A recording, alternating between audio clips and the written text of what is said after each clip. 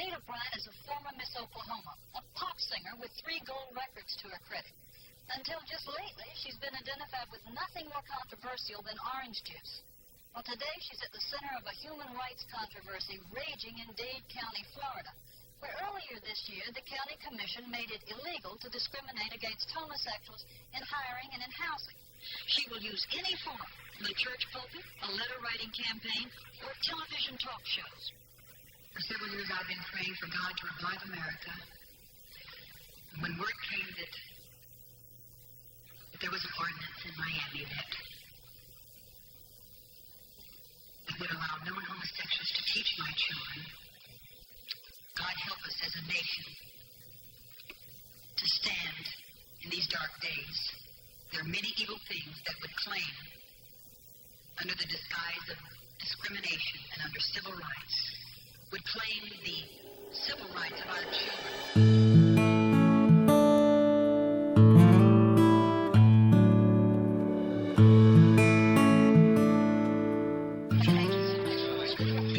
From her supporters, Bryant has organized a group called Save Our Children.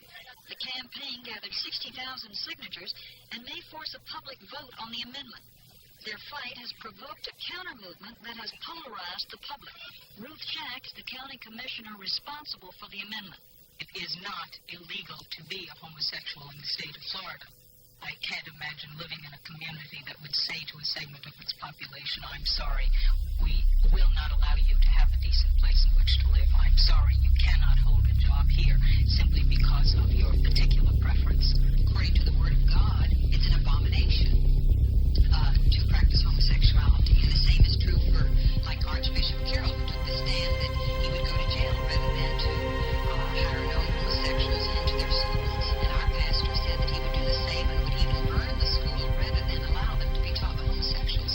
And we feel as strongly, just biologically, that God made mothers so that we could reproduce. Homosexuals cannot reproduce biologically, but they have to reproduce by recruiting our children.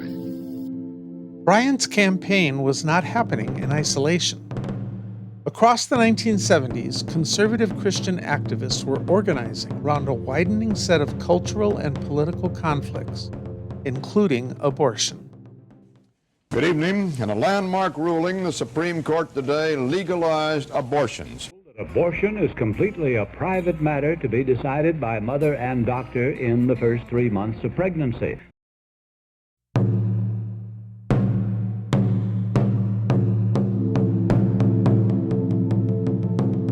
Years later, Jerry Falwell would remember Roe v. Wade as a political awakening. An instant realization, he said, that evangelicals had to organize against abortion. But that retrospective account compresses a more complicated history. Evangelical reaction in 1973 was divided, and Falwell himself did not deliver his first documented anti-abortion sermon until 1978. Falwell's political turn was already underway before abortion became a prominent part of his message.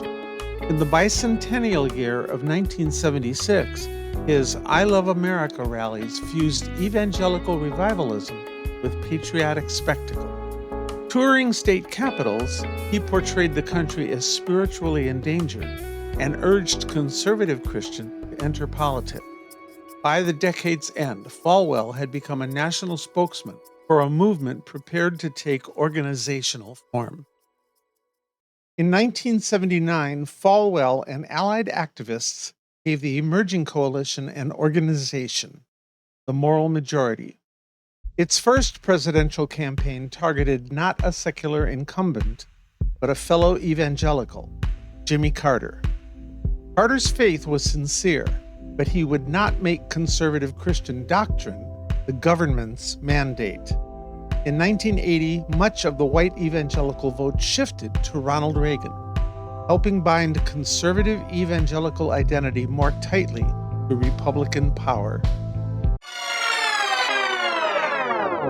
Homosexuals cannot reproduce biologically, but they have to reproduce by recruiting our children. There are already laws on the books to protect our children.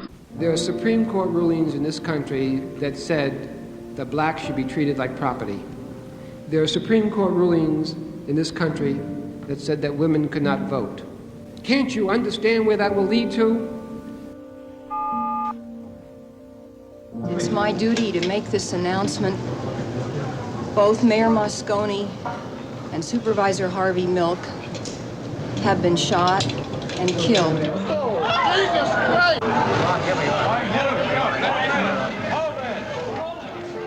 38 years later, Houston voters heard the same political argument again. The target had shifted. This time, a campaign against civil rights protections portrayed transgender people as a danger to women and children. Houston's Proposition 1 bathroom ordinance. What does it mean to you? Any man at any time could enter a woman's bathroom simply by claiming to be a woman that day. No one is exempt. Even registered sex offenders could follow women or young girls into the bathroom, and if a business tried to stop them, they'd be fined.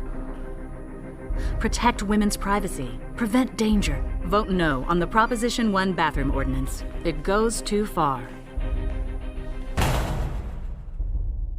Proposition 1 was not a bathroom ordinance. At issue today is the Houston Equal Rights Ordinance, which goes by the acronym HERO. It would, in the language of the ballot question, prohibit discrimination in city employment and city services, city contracts, public accommodations, private employment, and housing based on an individual's sex, race, color, ethnicity, national origin, age, familial status, marital status, military status, religion, disability, sexual orientation, genetic information, gender identity, or pregnancy. Houston's own guidance said businesses could still restrict access to gender-specific facilities when acting in good faith.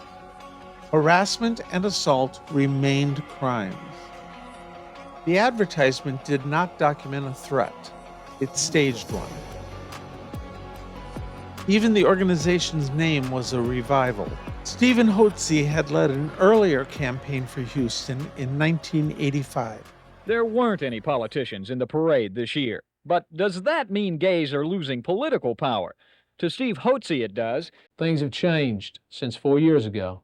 The Gay Political Caucus and its pro-homosexual city council members have been defeated massively, and we're about to run them out of office. In 2015, the target was transgender people. Structure had not changed. My name is Dr. Stephen Hotze from Houston, Texas, CEO of Hotze Health and Wellness Center. Madam Chairman, committee members, I am supporting Senate Bill 14 because it will protect children from the abuse by the transgender medical industry and its pedophile proponents who sexualize children in order to groom them to participate in their wicked, perverted, immoral lifestyle. Define a minority as a danger to children, present exclusion as protection, turn fear into political power. Joe Biden and the Democrats are even pushing policies that would destroy women's sports. From Anita Bryant to Houston, that is the enduring politics of protecting children.